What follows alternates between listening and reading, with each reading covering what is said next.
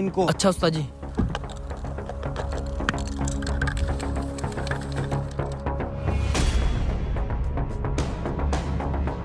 यही वो तरबूज का खेत है जिसकी डील के लिए बुलाया है? जी हजूर, आ जाएं आ जाएं। बॉस पार्टी आ गई। हाँ भाई, कितने एकड़ तरबूज का खेत है? भाई साहब पूरे 3 एकड़ पे तरबूज ही तरबूज लगे हुए हैं। ये देखें, एकदम प्योर माल है, लालम लाल। ये यहाँ भी, मैं कहता हूँ वजन की भी गारंटी, माल की भी गारंटी। चेक करवाऊं? चेक किए बगैर तो सौदा हम लेते नहीं है। लगाओ 1-2 तरबूज को टाकी, पता चल जाएगा। अभी चेक करवाते हैं भाई साहब।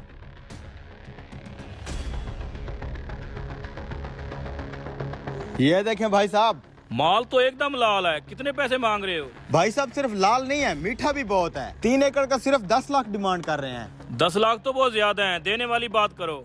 अरे भाई माल तो चेक करो, ऐसा माल पूरी मंडी में कहीं नहीं मिलेगा।